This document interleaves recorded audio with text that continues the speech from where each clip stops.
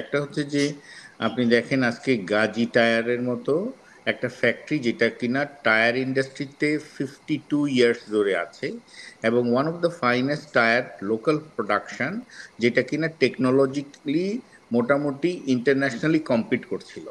এই যে অগ্নিসংযোগ কিংবা এই যে টেকনোলজি শুদ্ধ পুড়িয়ে দেওয়া, আপনার গাজী টায়ারের ভিতরে ঢুকে তারা তাদের ল্যাব পুড়িয়েছে, তাদের যত টেকনিশিয়ান ছিল, টেকনিক্যাল ল্যাব ছিল, সমস্ত কিছু ধ্বংস করেছে আগে দিয়ে। এগুলা কিন্তু খুব বেশি এটা আসলে ভেবে দেখার বিষয় যে এটা পরিকল্পিত অগ্নিসংযোগ বলে আমি বিশ্বাস করি, এবং এগুলোতে এটা ভেবে দেখতে হবে যে এটা কারা করেছে। দ্বিতীয়, তো এইখানে কিছু জিনিস আসলেই তদন্ত করার দরকার।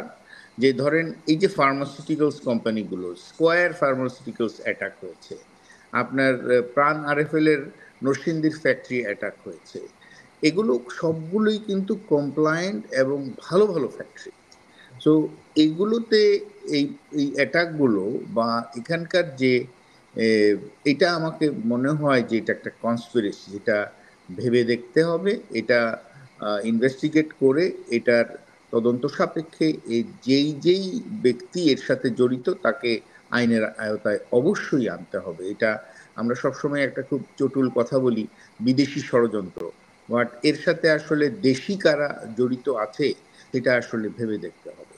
এবং আপনি আশুলিয়াকে যখন টার্গেট করা হয়েছে, আশুলিয়া বেল্টের ফ্যাক্টরিগুলো হচ্ছে গার্মেন্টসের সবচেয়ে কমপ্লায়েন্ট এবং সবচেয়ে বেটার পেইড ফ্যাক্টরিগুলো। সো এখানে এসে, যেমন আমাকে একজন ফ্যাক্টরি মালিক বলছিল যে ভাই আমি 24 বছর ধরে ফ্যাক্টরি চালাই, 7-8 মাস আগে আমি কিছু ওয়ার্কার নিয়েছিলাম, এখন এই সিগনিফিকেন্ট এই 7-8 মাসের আগের 40-50টা ওয়ার্কারই আমার পুরো ফ্যাক্টরি এখন কন্ট্রোল করছে, এবং এরা কাউকে কাজ করতে দিচ্ছে না, স্টাফদেরকে পেটাচ্ছে, দিস দ্যাট। সো আমার কাছে কেন জানি মনে হয় এটা একটা অর্কেস্ট্রা, এবং এটাকে এ, দমন করতে হবে। কারণ শ্রমিকদের ব্যাপারে, শ্রমিকদের মালিকের সাথে যে সমস্ত ফ্যাক্টরিতে সমস্যা হচ্ছে, এই ফ্যাক্টরিগুলোতে সমস্যা হওয়ার কথা না।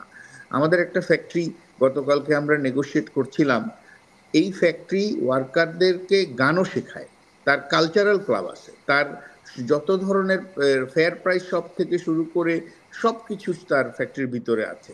তারপরও সেই ফ্যাক্টরিটা 3বার ভেঙেছে, তার ফেয়ার প্রাইস শপ 4বার লুট হয়েছে। তো এগুলো আসলে আমাদেরকে খুব বেশি গুড সিগন্যাল দেয় না, এটা একটু তদন্ত করতে হবে।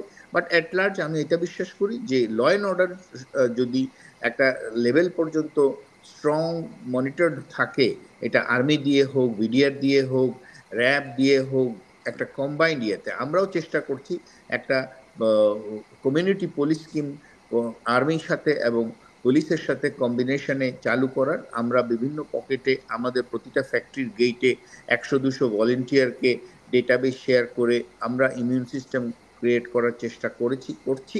আমি আশা করি এটা হয়তোবা আমাদের একটা পজিটিভ ইন্টিগ্রেটেড অ্যাপ্রোচ থাকলে হয়তোবা আমরা সেটা কাটিয়ে উঠবো।